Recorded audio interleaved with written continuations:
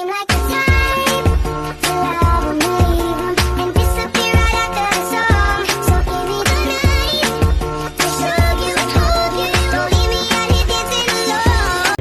Halo semuanya, saya akan menjelaskan tentang hal-hal yang harus dihindari seorang guru ketika bertanya kepada siswanya.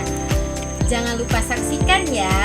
Ini ada 6 poin hal-hal yang harus dihindari seorang guru ketika bertanya kepada siswanya. Pertama, yaitu menjawab pertanyaan yang diajukan sendiri.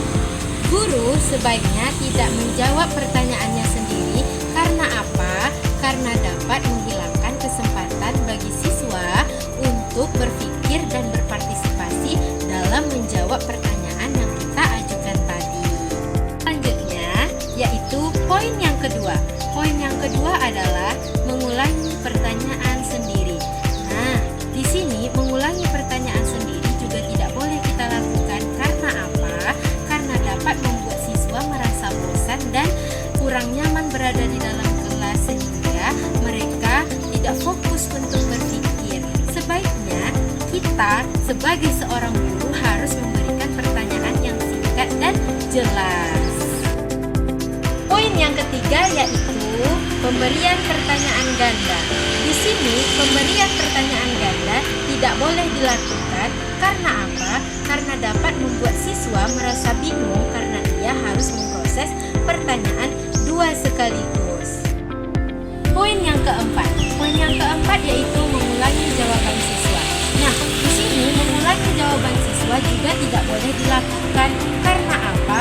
Karena dapat membuat siswa merasa jawabannya salah dan kurang tepat. Sebaiknya kita sebagai seorang guru harus memberikan umpan balik yang ringkas dengan cara tidak mengulangi seluruh jawaban peserta didik. Poin yang kelima yaitu memancing jawaban serentak. Kita sebagai seorang guru tidak boleh memancing jawaban serentak. Karena apa? Karena kita dapat kesusahan mengelola kelas sehingga kelas menjadi ribut dan tidak nyaman untuk proses pembelajaran berikutnya. Itu poin yang keenam. Poin yang keenam yaitu menentukan peserta didik sebelum menjawab pertanyaan yang kita ajukan. Nah, itu juga tidak boleh kita lakukan. Karena apa? Karena dapat membuat peserta didik merasa ketakutan dan tidak fokus untuk menjawab pertanyaan yang kita ajukan. Sebaiknya kita sebagai seorang guru memberikan pertanyaan kepada siswa secara menyeluruh. Itu tadi penjelasan singkat dari saya. Saya cukupkan. Sampai jumpa.